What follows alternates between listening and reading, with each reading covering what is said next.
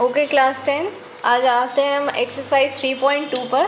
और मैं आपको कुछ समझाना चाहती हूँ 3.2 के लिए। मैं आपको आगे भी बताती हूँ कि मैंने जो ये वीडियोस बनाए हैं आपके लिए बच्चों, मैं इन सब वीडियोस में आपको कुछ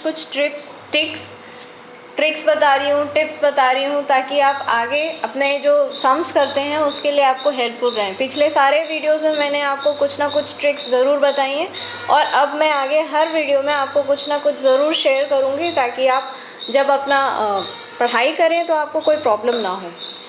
खैर, 3.2 को स्टार्ट करने से पहले मैं आपको तीन बातें बहुत इंपॉर्टेंट बताना चाहती हूँ बच्चों, जो कि इक्वेशन से जुड़ी हुई हैं। तो स्टार्ट करने से पहले एक बात और कहना है मुझे कि आप ज़रूर चैनल को सब्सक्राइब करें और लाइक करें, ठीक है, और वीडियो ज़रूर देखें और ध्यान से पढ़ाई करें, अच्छे से पढ़ाई करें।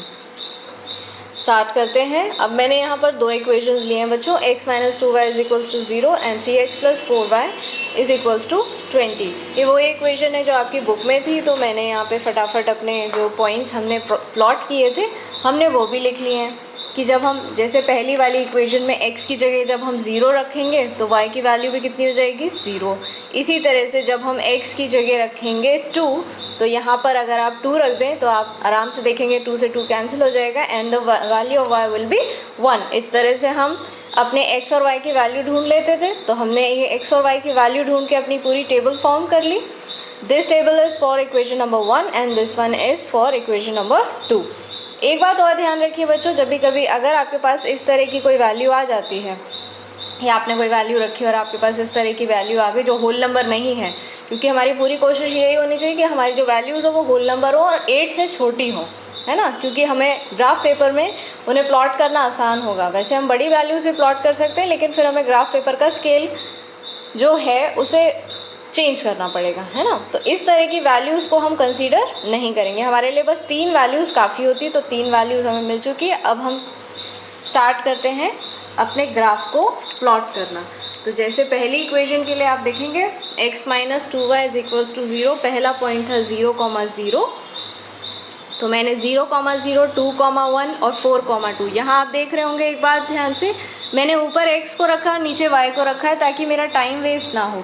तो ये आज की पहली ट्रिक है कि आपका टाइम वेस्ट ना हो, आप यहीं के यहीं तुरंत आपको इसको रिवर्स ना करना पड़े। जैसे पिछले वीडियो में मैंने आपको बताया था y ऊपर रखा था, x नीचे रखा था, तो आपको जो ये वैल्यूज थी इन्हें रिवर्स करके कोऑर्डिनेट्स ढूंढने पड़ रहे थे, लेकिन यहाँ पर आपको ऐसा नहीं करना होगा। You can directly straight away right your coordinates. Okay, so let's start. पहला पॉइंट था हमारा 0, 0, हमने प्लॉट कर लिया। दूसरा पॉइंट था हमारा 2, 1, उसे भी हमने प्लॉट कर लिया। x एक्सिस से 2 पॉइंट्स आगे गए और y एक्सिस से 1 यूनिट आगे बढ़े। दोनों जहाँ कोइंसाइड किए वहाँ पर हमने अपना ये पॉइंट बना लिया, दैट इज़ 2, 1। और ये आ गया हमारा तीसरा पॉइंट, दैट इज़ 4, 2। तो आप ध्यान से देखेंगे हमने क्या किया, अपनी लाइन बना ली और इस लाइन पे लिख ज़रूर दीजिए कि किस इक्वेशन की ये लाइन है। तो ये है x - 2y की लाइन, ठीक है।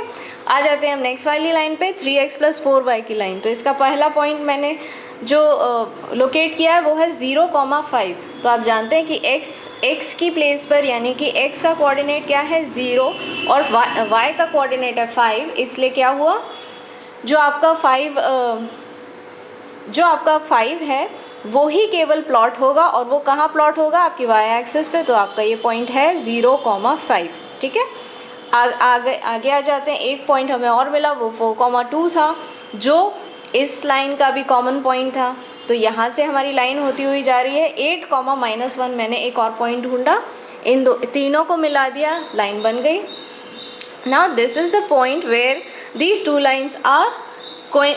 two lines are intersecting each other। ये एक जगह क्या कर रही हैं, इंटरसेक्ट कर रही हैं। तो इसका मतलब क्या हुआ, ये है हमारा सोल्यूशन कि इस तरह की लाइन जब भी आपको कोई दो इक्वेशन मिले और वो दोनों लाइंस एक पॉइंट पर इंटरसेक्ट कर रही हों, तो हम कहते हैं कि ये एक कंसिस्टेंट पेयर है, ये एक कंसिस्टेंट पेयर ऑफ इक्वेशंस है और इसका एक यूनिक सोल्यूशन है। और सोल्यूशन का मतलब आप अच्छी तरह जानते हैं, किसी भी दो इक्वेशन को जब आप सॉल्व कर लेंगे, x और y की जो वैल्यू आती है that is known as the solution. So what is the solution over here?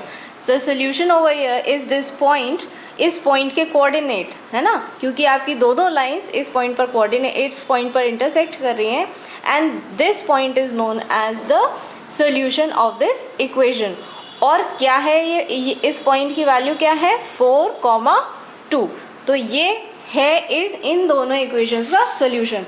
एक और बात समझते हैं, सोल्यूशन का मतलब क्या होगा बच्चों, x की वैल्यू आपने निकाली 4 और y की वैल्यू निकाली 2। तो अगर आपको अपनी वैल्यूज चेक भी करनी है तो आप सिर्फ क्या करेंगे, दोनों इक्वेशंस में x और y की जगह आप इन्हीं वैल्यूज़ को पुट करेंगे और LHS और RHS देखेंगे कि बिल्कुल बराबर आ रहे हैं।